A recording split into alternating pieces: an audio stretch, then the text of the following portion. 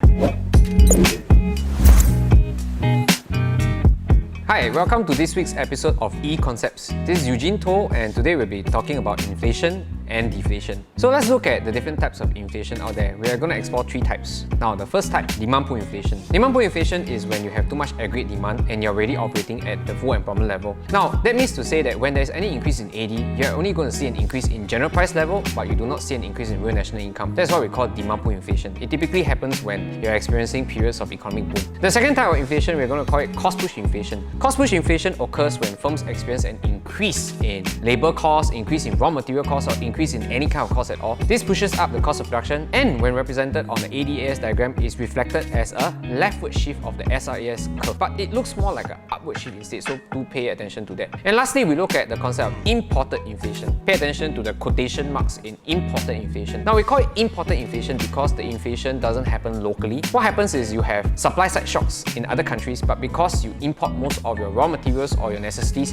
you end up importing these sources of inflation as well. Now, next, let's look at deflation. Deflation is essentially the opposite of inflation. If inflation is an increase in general price level, deflation will be a decrease in general price level, which pretty much means that things are becoming cheaper over time. Now, why do deflation occur? It typically happens when you have a 480, when your economy is already operating at the intermediate portion or the vertical portion of the AS curve, and you have a leftward shift of the AD curve, and your general price level will shift downwards. Now, let's look at what is the difference between inflation and deflation. Now, we start first by looking at inflation. Inflation seems to be a bad thing because inflation, after all, means that things are becoming more expensive, right? But sometimes we can look at inflation being a positive thing because many economies experience inflation when AD is increasing, which means to say that your economy is growing, but you also see some demand pull inflation. Now, deflation seems to be a good thing because deflation means things becoming cheaper, right? But what if things were becoming cheaper because there was a lack of demand in the economy? Now, that means that people are not selling, and if people are not selling, that means to say that income is also falling. So,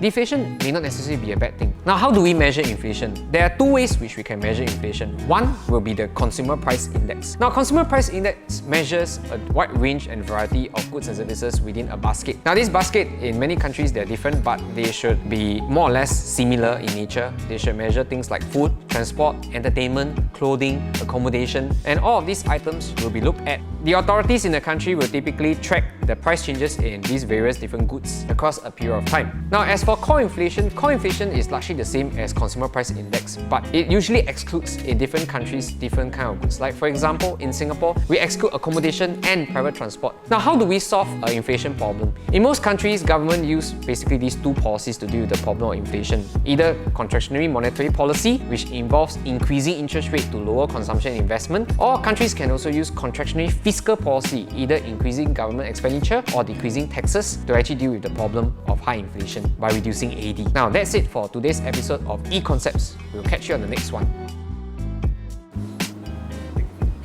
This will be good,